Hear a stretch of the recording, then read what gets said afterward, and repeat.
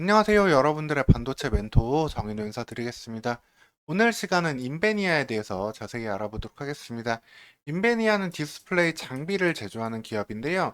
현재 2023년에는 다소 좀 어려운 상황에 처해 있는 기업이기도 합니다. 어떠한 장비들을 만들고 있는지, 현재 어떠한 상황에 있는지 자세히 알아보도록 하겠습니다. 인베니아는 디스플레이 장비를 만들고 있는데요. 관련해서 내수 매출 그리고 수출 매출로 구분하고 있지만 수출 매출도 LG 디스플레이의 중국 공장 등이라고 보시면 되겠습니다.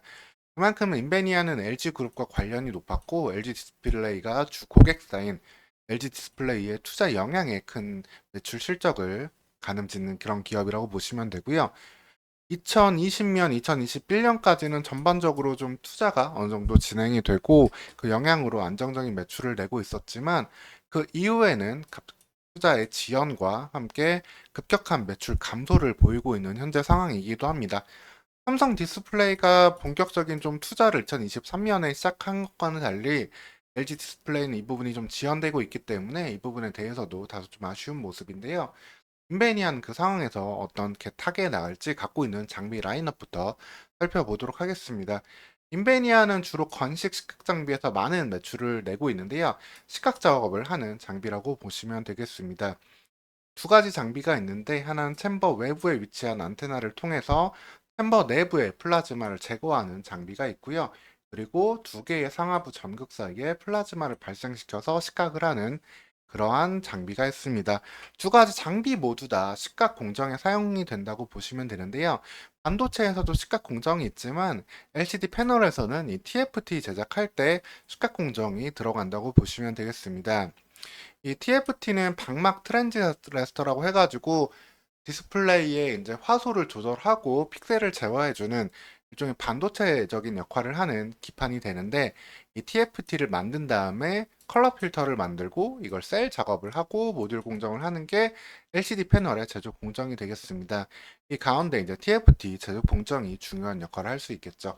이 TFT 공정을 자세히 살펴보면은 반도체의 포토 공정하고 비슷한 모습을 볼 수 있습니다. PR 포토 레지스트를 뿌리고 빛을 쏜 다음에 원하는 모습을 뽑아내는 현상 작업을 하게 되고요. 그 다음에 남은 것들을 잘라내는 식각 작업을 하게 되는데 여기에서 인베니아의 식각 장비가 사용이 된다라고 보시면 되겠습니다. 즉 LCD 업황 전방에 따라 가지고 LCD 투자가 늘어나고 공장이 증설될 때 이런 식각 장비 또한 사용이 많이 늘어날 수 있는 부분이라고 보시면 되고요. 현재 시장은 좀 OLED 중심으로 좀 넘어가고 있습니다. 점진적으로. 그 가운데서 OLED 패널 공정에도 사용될 장비들은 계속 필요한 상황인데 관련해서 인베니안도 여러 가지 장비들을 현재 가지고 있다라고 보시면 되겠습니다.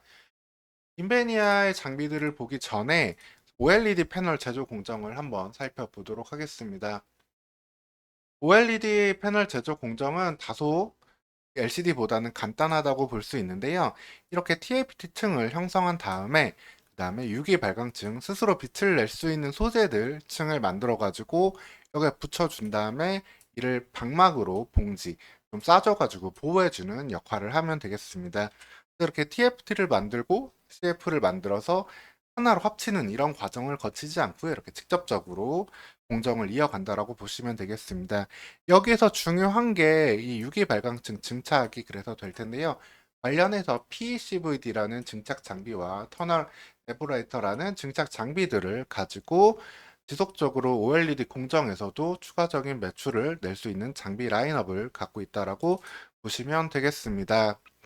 이외에도 이제 플라즈마 트리트먼트라는 장비를 통해서도 OLED 표면에 열 처리를 하고 발광률을 높여주는 기타 장비에 속하는 이런 장비도 갖고 있다라고 보시면 되고요.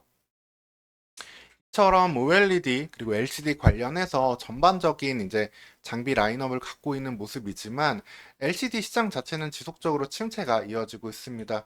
전방에 TV 수요가 줄어들어 있고 그다음에 스마트폰 또한 교체 수요가 줄어들면서 교체 주기가 길어지면서 수요가 줄어들고 있기 때문인데요. 이를 타개하기 위해서는 어느 정도 전방 제품들의 매출 회복이 좀 되는 것이 필요한 부분이기도 하고 OLED양 제품들의 전반적인 시장 침투 증가, 이를 통한 새로운 교체 수요를 기대해 봐야 되는 상황이 되겠습니다. 그 가운데서 LG 디스플레이의 투자에 큰 영향을 받는 인베니아이기 때문에 LG 디스플레이가 대규모 투자를 해야 되는 것이 현재 필요한 상황입니다. 아까 말씀드렸지만 삼성 디스플레이 같은 경우에는 4월 달에 이미 투자 결정을 하고 4조 원을 들여가지고 2025년, 2026년까지 8.6세대 라인을 만들어 가고 있는데 LG 디스플레이는 현재 1조 원 정도의 자금을 끌어오기는 했지만 현재까지도 6분기 연속 적자가 지속되고 있고 이런 상황 속에서 자금을 3조 정도까지밖에 조달할 수 없다는 모습을 보여주고 있기 때문에 이 추가적인 흑자 전환과 자금 조달이 돼야만 다음 단계의 투자가 이어질 수 있겠습니다.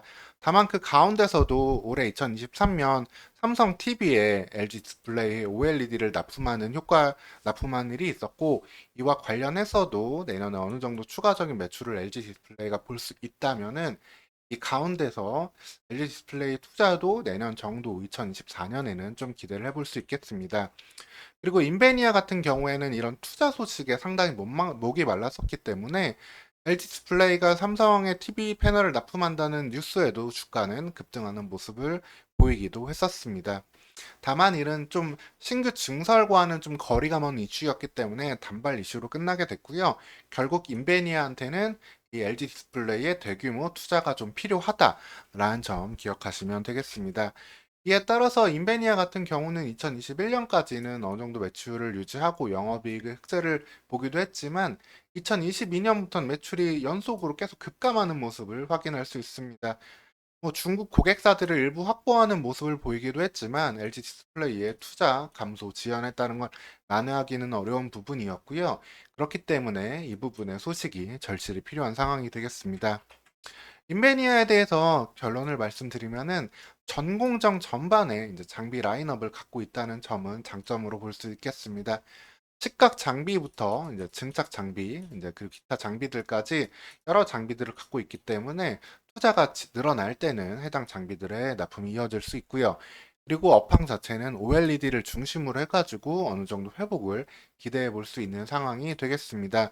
그 가운데서 중요한 LG 디스플레이의 투자가 증가해야 된다라는 점 꼭 기억하시고 해당 소식과 함께 인베니아는 LG 디스플레이와 한 몸으로 좀 보는 것이 필요하겠습니다. 오늘 시간 인베니아에 대해서 자세히 안내해 드렸고요. 추가적으로 궁금한 점 있으시면 댓글 달아주시면 되겠습니다. 오늘도 영상 시청해 주셔서 감사합니다.